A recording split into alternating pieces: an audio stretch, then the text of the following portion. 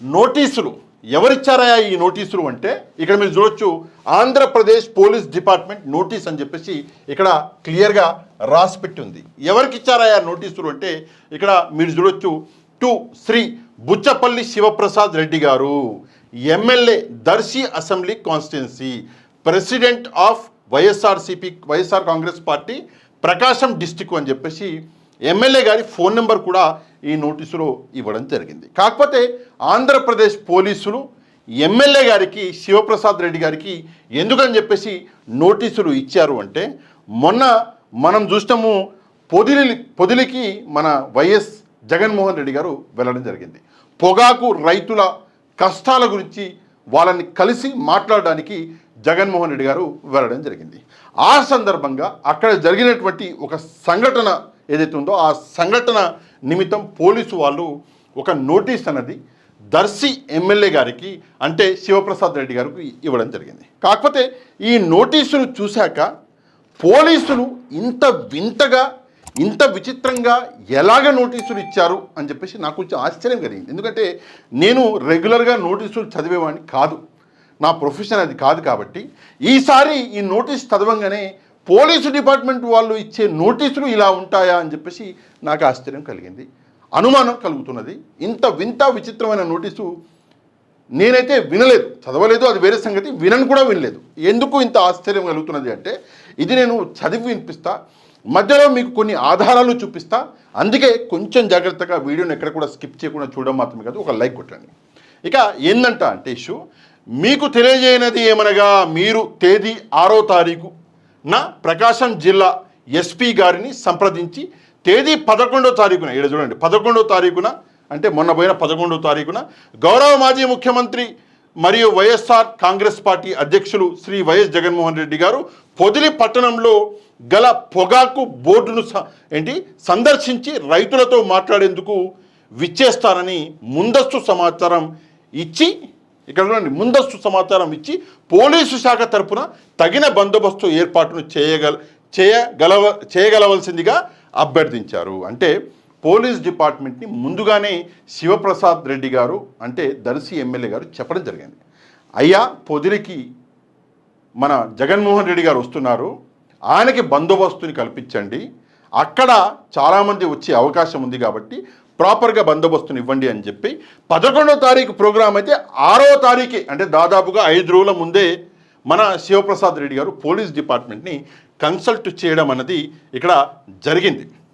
ఇక్కడ నెక్స్ట్ మనం చూసుకుంటే ఈ నేపథ్యంలో ప్రకాశం జిల్లా పోలీసు సూపరింటెండెంట్ గారు ఆదేశాల మేరకు స్థానిక పోలీసులమైన మీరు దర్శి రోడ్డులో గల ఎస్వికేపీ డిగ్రీ కళాశాల సమీపంలో ఉన్న ఖాళీ ప్రదేశంలో హెలీప్యాడ్ కోసం ప్రతిపాదించి అనుమతి కోరినందున మేము సదరు హెలీప్యాడ్ స్థానాన్ని సంబంధిత అధికారులతో పరిశీలించి సదరు ప్రతిపాదిత హెలీప్యాడ్ వద్ద సుమారు 200 మీటర్ల పరిధిలో స్టెరైల్ జోన్ను ఏర్పాటు చేయాలని, స్టెరైల్ జోన్ అంటే ఎవరు రాకుండా అక్కడ ఏర్పాటు చేయాలని, ఓకే, అక్కడ నుంచి పొగాకు బోర్డు వద్దకు కేవలము విఐపి కాన్వాయ్ మరియు ఒక బస్సు మాత్రమే అనుమతించాల్సిందని స్పష్టమైన ఆదేశాలు మీకు ఇవ్వడం జరిగింది. అంటే ఏమంటున్నారు అంటే హెలీప్యాడ్ కోసము, హెలీప్యాడ్ తర్వాత విఐపి కాన్వాయ్ అంటే జగన్మోహన్ రెడ్డి గారి కాన్వాయ్ కోసము అక్కడ పర్మిషన్ అనేది జరిగింది. విఐపి కాన్వాయ్లో ఒక బస్సు, విఐపి కాన్వాయ్ కాకుండా ఒక బస్సు అన్నది ఇక్కడ అనుమతినిచ్చారు. ఇక్కడ మీరు అర్థం చేసుకోవాల్సిన విషయం అంటే విఐపి కాన్వాయ్, ఆ విఐపి కాన్వాయ్ ఎంత ఉండాలి, ఎన్ని కార్లు ఉండాలి, ఎన్ని వెహికల్ ఉండాలి, ఎంత పెద్ద కార్లు ఉండాలి, ఎంత చిన్న కార్లు ఉండాలి అని చెప్పేసి చెప్పలే. జస్ట్ విఐపి కాన్వాయ్ దాంతోపాటు బస్సు మాత్రమే అనుమతించవలసిందని స్పష్టమైన ఆదేశాలు మీకు ఇవ్వడం జరిగింది. అంటే ఎమ్మెల్యే గారికి పోలీసులు ఆదేశాలు ఇచ్చారు. ఈ విఐపి కాన్వాయ్ ఎంత ఉండాలో మాత్రం చెప్పలేదు. 1 కారు ఉండాలన్నా, 2 కార్లు ఉండాలన్నా, 50 కార్లు ఉండాలన్నా, 1000 కార్లు ఉండాలన్నా, 1,00,000 కార్లు ఉండాలన్నా చెప్పలేదు. కాకపోతే సరే, నెక్స్ట్ చూద్దాం. అంతేకాకుండా మీ పార్టీ కార్యకర్తలు పోలీసులు సూచించిన మార్గదర్శకాలని పాటించేలా చర్యలు తీసుకోవాలని మీకు సమాచారం ఇవ్వడం జరిగింది. వింతైన విషయం ఏంటంటే విఐపి వస్తున్నారు, జగన్మోహన్ రెడ్డి గారు వస్తున్నారు. ఆయనని చూడడానికి వందలలో వస్తారా తెలియదు, వేలల్లో వస్తారా తెలియదు, లక్షల్లో వస్తారా తెలియదు అని చెప్పేసి పోలీస్ డిపార్ట్మెంట్కి బందోబస్తు కల్పించండి అయ్యా అని చెప్పేసి కోరడం జరిగింది. అట్లాంటిది మీ పార్టీ కార్యకర్తలు పోలీసు సూచనలను మార్గదర్శకాలను పాటించాలని చెప్పేసి కార్యకర్తలకి మీరే చెప్పుకోవాలంటే మరి పోలీసుల బందోబస్తు దేనికి? ఏమైనా రిలేషన్ ఉందో ఒక్కసారి ఆలోచించండి. నెక్స్ట్ మనం చూసుకుంటే చాలా ఇంపార్టెంట్ విషయము ఇక్కడ ఒకటి ఉన్నది, అది చదవాలి.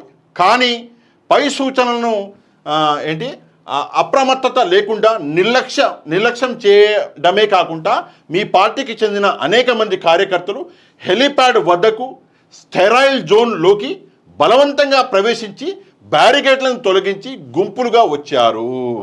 అందుకే కదా సార్ పోలీస్ డిపార్ట్మెంటు బందోబస్తు కోరింది. ఇప్పుడు అభిమానం చాటుకోవడానికి వస్తారు, కొంచెం ఆపి డైరెక్షన్ ఇవ్వాలి విఐపి మూమెంట్కి అని చెప్పేసి కదా పోలీస్ డిపార్ట్మెంట్ బందోబస్తు కోరేది.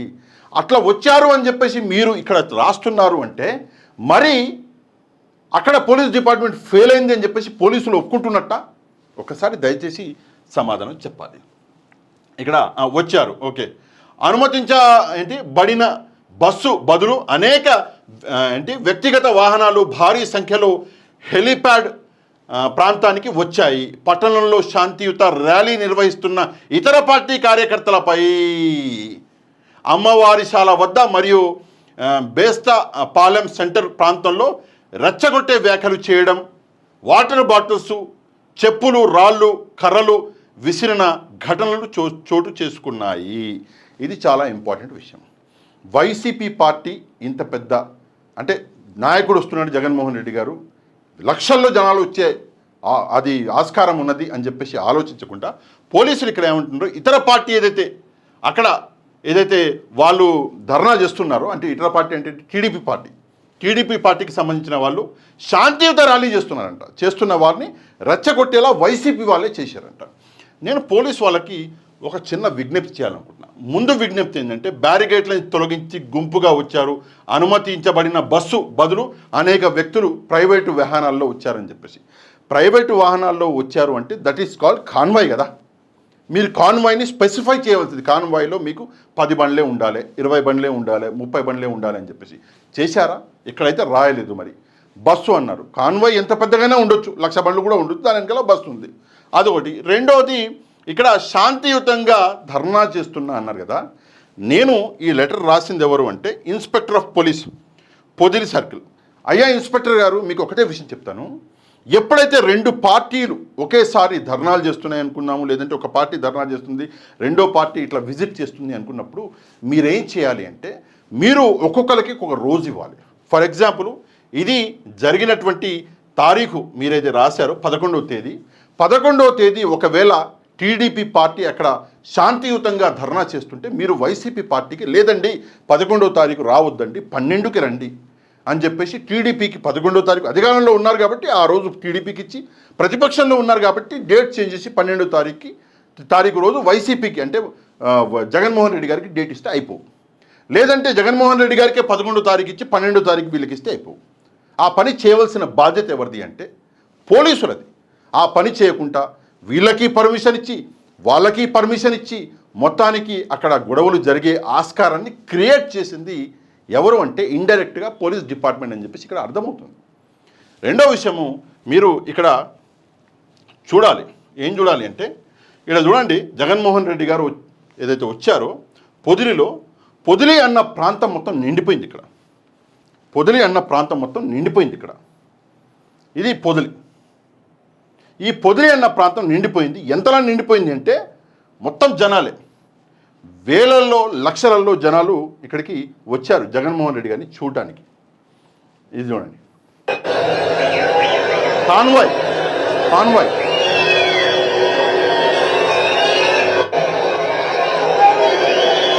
ఇక్కడ జనాలు చూడండి, మధ్యలో రావట్లేదు జనాలు, ఇటున్నారు. అంటే ప్రజలు కూడా స్వీయ నియంత్రణ ఎలా పాటిస్తున్నారు చూడండి.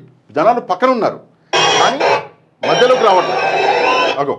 పక్కన ఉన్నారు కానీ మధ్యలో కాన్వాయ్, విఐపి కాన్వాయ్ అంటే జగన్మోహన్ రెడ్డి గారి కాన్వాయ్ ఉందని చెప్పేసి రావట్లేదు ఎవరు. ఇది విఐపి కాన్వాయ్కి ప్రజలు ఇచ్చిన గౌరవం. కానీ ఆ గౌరవాన్ని మీరు నిలబెట్టుకోగలిగారా? పోలీస్ డిపార్ట్మెంట్ని అడుగుతున్నాను. Next TDP official Twitter handle అండి. ఇక్కడ చూడండి ఎంతమంది ఉన్నారో. మ్యాక్సిమము ఒక 20 నుంచి 50 మంది లేదా 100 మంది ఉండొచ్చు. కెమెరా టైట్ పెట్టారు, ఎందుకంటే ప్రజలు కనిపించకూడదు, వెనకాల ఖాళీ ఉందని చెప్పేసి, ఎవరు లేరని చెప్పేసి కనిపించకూడదు, కెమెరా జూమ్ చేసి మరీ పెట్టారు. సరే, ఏదేమైనా కూడా ఒక 50 మంది మహిళలు అనుకున్నాం, లేదంటే 100 మంది మహిళలు అనుకున్నాం. వాళ్ళని తీసుకొచ్చి ఇక్కడ నిలబెట్టేసి ఆ రోజు గొడవకి ఆస్కారం అన్నది ఇచ్చారు. పోలీస్ డిపార్ట్మెంట్ తలుచుకుని ఉంటే గొడవ జరిగి ఉండేది అసలు కాదు. పోలీసులు వాళ్ళకి ఒక రోజు వీళ్ళకి ఒక రోజు ఇచ్చేసి ఉంటే అయిపోవు. నెక్స్ట్, అంతేకాకుండా మీ పార్టీ కార్యకర్తలు పోలీసుల సూచించిన మార్గదర్శకాలను పాటించేలా చర్యలు తీసుకోవాలి. ఓకే, ఇది ఆల్రెడీ మనం చదివేసినాం. ఇక్కడికి వద్దాం. శాంతి భద్రతలకు విఘాతం కలిగించి మరియు వారి విధులని ఆటంకపరిచి మరియు పోలీసు పెట్రోల్ బంకు ప్రక్కన ఉన్న పొగాకు బోర్డు వెళ్ళు దారిలో విఐపి గారి కాన్వాయ్కి దారి ఇవ్వకుండా కొంతమంది వైఎస్ఆర్సీపీ కార్యకర్తలు పోలీసులు సూచించిన పట్టించుకోకుండా అడ్డుపడము మరియు పొగాకు బోర్డు లోనికి కేవలం రైతులకి మాత్రమే అనుమతి ఉన్నప్పటికీ పోలీసు వారి సూచనలు లెక్క చేయకుండా మీ పార్టీ కార్యకర్తలు గుంపులుగా ఏర్పడి ఒక్కసారిగా విఐపి గారి కాన్వాయ్తో పాటు గేటుని నెట్టుకుంటూ అక్కడ విధులలో ఉన్న పోలీసు సిబ్బందిపై తిరగబడి వారిని గాయపరిచి పోలీసు సిబ్బంది విధులకి ఆటంకం కలిగించి బోర్డు లోపల ఉన్న పొగాకు, ఇది చాలా ఇంపార్టెంట్ వినండి, బోర్డు లోపల ఉన్నటువంటి పొగాకు బేళ్లాను విపరీతంగా తొక్కి ఆస్తి నష్టం కలిగించడం వంటి చర్యలు ప్రజాశాంతి భద్రతలకు విఘాతం కలిగించేవిగా ఉన్నందున దీనికి బాధ్యత వహించవలసిన స్థాయిలో ఉన్న మీరు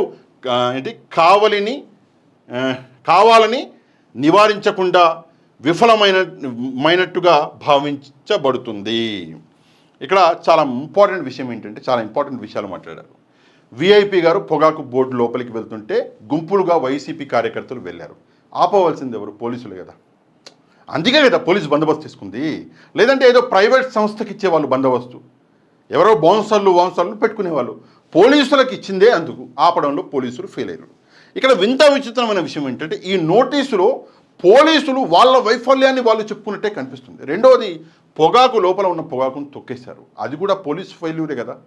ఇక్కడ ఒక విషయం, శాంతి భద్రతకు విఘాతం కలిగించేలా ఉన్నాయి. దీనికి బాధ్యత వహించవలసిన స్థాయిలో ఎమ్మెల్యే గారు ఉన్నారంట. బాధ్యత వహించవలసిన స్థాయిలో పోలీస్ డిపార్ట్మెంట్ కూడా ఉంది. ఎందుకంటే it is a miserable failure of police department whatever there happened. అదీ కాకుండా కాబట్టి పై విధంగా ప్రజాశాంతి భద్రతలను ఉల్లంఘించే సంఘటనలు చోటు చేసుకోవడాన్ని నివారించడంలో మీరు వైఫల్యం పొందారంట. అంటే ప్రజల శాంతి భద్రతలు ఎమ్మెల్యే గారి, ఓకే, నో డౌట్ ఎమ్మెల్యే గారి బాధ్యత కాదనను, కానీ పోలీసుల బాధ్యత కాదా? ఒకసారి పోలీసులు దీనికి సమాధానం చెప్పాలి. మీపై ఎందుకు చట్టపరమైన చర్యలు తీసుకోకూడదో దీనిపై మీ అభిప్రాయాన్ని ఈ నోటీసు ద్వారా తెలియజేయగలరు అని చెప్పారు. 100% అక్కడ శాంతి భద్రతలు ఏ కాన్స్టిట్యున్సీ ఉన్నా ఎమ్మెల్యే బాధ్యత నేను ఒప్పుకుంటా, కానీ పోలీసుల బాధ్యత కూడా కదా. ఎప్పుడైతే శాంతి భద్రతలు నెలకొల్పడంలో ఫెయిల్ అయిపోయారో ఆ బాధ్యత పోలీసులు కూడా తీసుకుని చట్టపరమైన చర్యలు మరి ఇన్స్పెక్టర్ ఆఫ్ పోలీస్ గారి మీద కూడా తీసుకోవాలి కదా. అక్కడ ఉన్నటువంటి పొదిలి ఇన్స్పెక్టర్ గారి మీద చట్టపరమైన చర్యలు తీసుకోవాలి కదా. ఇలా జరుగుతుంది, కట్టడి చేయలేము, లక్షలాది మంది వస్తారు అని చెప్పేసి ముందుగానే తెలుసుకునే కదా భద్రత మిమ్మల్ని కోరింది. కానీ భద్రత ఇవ్వడంలో మీరు సఫలీకృతులైనరా అంటే ఫెయిల్ అయిపోయారు. దీనికి బాధ్యత ఎమ్మెల్యే గారు తీసుకోవాలా లేదా అన్నది నాకు తెలియదు, కానీ పోలీస్ డిపార్ట్మెంట్ తీసుకోవాలి. ఇంకో వింత విషయము, ఈ లెటర్ మొత్తం మీరు చూడండి, ఈ నోటీసు ఎక్కడ కూడా డేట్ లేదు ఈ నోటీసులో. అంటే మరి డేటు ఎందుకు లేదో నాకైతే తెలియదు. నాకు టెక్నికల్ ఆస్పెక్ట్స్, లీగల్ ఆస్పెక్ట్స్ అది మనకు సంబంధం లేదు కాబట్టి ఎందుకు లేదో నాకు తెలియదు. రెండో విషయము, కింద ఏదైతే మీ మీద చట్టపరమైన చర్యలు తీసుకోకూడదో తెలపండి అని చెప్పేసి రాశారు కదా, దానికి ఒక టైం ఇస్తారు. 15 రోజుల్లోగా మీరు సమాధానం ఇవ్వాలి, 2 రోజుల్లోగా ఇవ్వాలి, 10 రోజుల్లోగా ఇవ్వాలి, 20 రోజుల్లోగా ఇవ్వాలి అని చెప్పేసి మీకు సమాధానం ఇవ్వాలని చెప్పేసి చెప్తారు. కానీ ఇక్కడ ఎక్కడ కూడా స్పెసిఫై చేయలేదు ఇన్ని రోజుల్లోగా ఇవ్వాలి అని చెప్పేసి, అసలు స్పెసిఫై చేయలేదు. అది కాకుండా ఇంకో విషయము నేను అంటే ఒకసారి చూద్దాం మనం. ఎక్కడో చూశాను ఇందాక, నేను ఎక్కడ చూశాను చూద్దాం మనం. వైఎస్ఆర్సీపీ ఒకసారి మనం చూస్తే ట్విట్టర్ హ్యాండిల్ ఓకే ఎక్కడుంది ఇక్కడ ఇదే ఈ ట్వీట్ అన్నది వైసీపీ చేసింది ఒక గంట ముందల. కోర్టులు అక్షింతలు వేసిన బుద్ధి మార్చుకొని కూటమి ప్రభుత్వము అని చెప్పేసి ఇక్కడ ఇచ్చారు. ఏంటంటే వైఎస్ఆర్ కాంగ్రెస్ పార్టీ పొదిలి పర్యటన సక్సెస్ కావడంతో ఓర్వలేక దర్శి ఎమ్మెల్యే ప్రకాశం జిల్లా అధ్యక్షుడు బుచ్చెపల్లి శివప్రసాద్ రెడ్డిపై తప్పుడు కేసు, పర్యటనలో శాంతి భద్రతల సమస్యలకు కారణమయ్యావంటూ బుచ్చెపల్లికి నోటీసులు అని చెప్పేసి వైసీపీ కూడా ఇక్కడ ట్వీట్ అనేది చేయడం జరిగింది. గొడవలు సృష్టించి వైఎస్ఆర్సీపీ కార్యకర్తలపై దాడి చేసిన టీడీపీ గుండాలు కానీ రివర్స్లో వైఎస్ఆర్సీపీ వాళ్ళపై కేసులు పెట్టి ఎమ్మెల్యేకు నోటీసులు. ఇప్పటికే దర్శిలో 30 మంది, చాలా జాగ్రత్తగా వినండి, 30 మంది కార్యకర్తలపై కేసులు, 14 మంది అరెస్టు. ఈ కక్ష సాధింపు ఇంకెన్ని రోజులు చంద్రబాబు నాయుడు గారు అని చెప్పేసి క్వశ్చన్ మార్క్ వేశారు. అంటే ఆల్రెడీ ఎమ్మెల్యే గారికి నోటీసులు పంపించడం జరిగింది, 30 మంది పైన కేసులు పెట్టడం జరిగింది, 14 మందిని అరెస్ట్ చేయడం జరిగింది. ఓకే, కానీ ఈ సెక్యూరిటీ ఫెయిల్యూర్కి పోలీసుల బాధ్యత కూడా ఉంది కాబట్టి మరి పోలీసుల మీద ఎవరైతే అక్కడ ఉన్నటువంటి పోలీసులు ఉన్నారో వాళ్ళ మీద ఎలాంటి చర్యలు తీసుకోబోతున్నారు, అక్కడ ఎస్పీ గారు ఏం చేయబోతున్నారు, ప్రకాశం జిల్లాలో డీజీపీ గారు ఏం చేయబోతున్నారు, ఒక్కసారి సమాధానం చెప్పాలి. జగన్మోహన్ రెడ్డి గారి సెక్యూరిటీ ఫెయిల్యూర్ అన్నది ఇది ప్రతిసారి మనం చూస్తున్నటువంటి కథే. ఇది మొదటిసారి జరగలే. ఎంత ఘోరము అంటే యాక్చువల్గా వీళ్ళు ఏం చేయాలి, ఇక్కడ ఆపాలి. ప్రజలు ఇంతలా వస్తుంటే ఓకే సౌండ్ తగ్గిస్తా.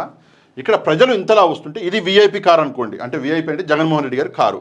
ప్రజలు మొత్తం వచ్చేసారు. సరే అభిమానులే, మనోళ్ళే, అందరూ అభిమానులే. కానీ అందులో ఎవరో ఒకడు కక్షతోటో కుతంత్రంతో వచ్చి ఏమైనా చేస్తే పరిస్థితి. అందుకే కదా సెక్యూరిటీ కల్పించాలంటారు. కానీ ఈ సెక్యూరిటీ కల్పించడంలో పోలీసు వాళ్ళు మిజరబుల్గా ఫెయిల్ అయ్యారు కాబట్టి మరి పోలీసుల మీద ఏమైనా యాక్షన్ తీసుకుంటారా?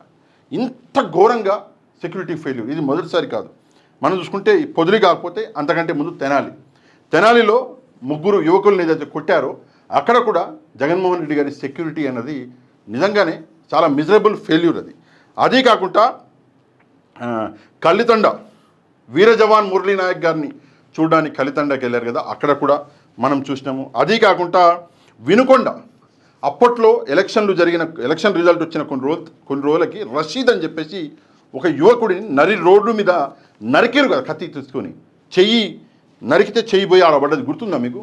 అక్కడ కూడా ఆ రోజు కూడా అక్కడికి వెళ్తే జగన్మోహన్ రెడ్డి గారు అప్పుడు కూడా మిజరబుల్ ఫెయిల్యూర్, సెక్యూరిటీ ఫెయిల్యూర్ మనం చూసినాము. అదే కాకుండా తిరుపతిలో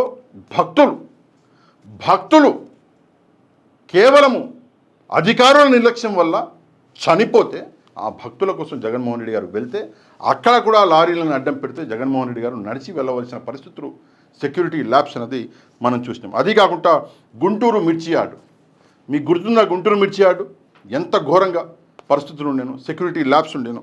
అదే కాకుండా రాప్తాడులోనైతే డైరెక్ట్గా హెలికాప్టర్ని డ్యామేజ్ చేశారు.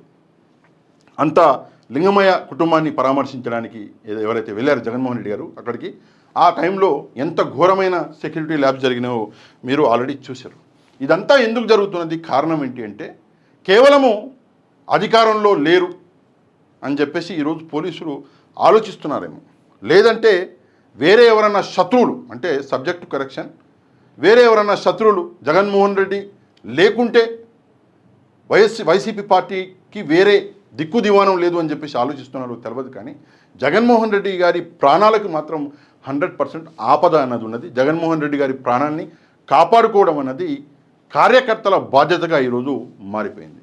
ఎన్ని చోట్ల జగన్మోహన్ రెడ్డి గారు వెళ్తున్నారు, ప్రతి చోట అక్కడో ఎక్కడో ఒక పోలీసు వాళ్ళు కనిపిస్తున్నారు. కానీ ప్రతి చోట కార్యకర్తలే పోలీసుల్లాగా నిలబడి జగన్మోహన్ రెడ్డి గారికి అండగా జగన్మోహన్ రెడ్డి గారిని కాపాడుకుంటున్నారు.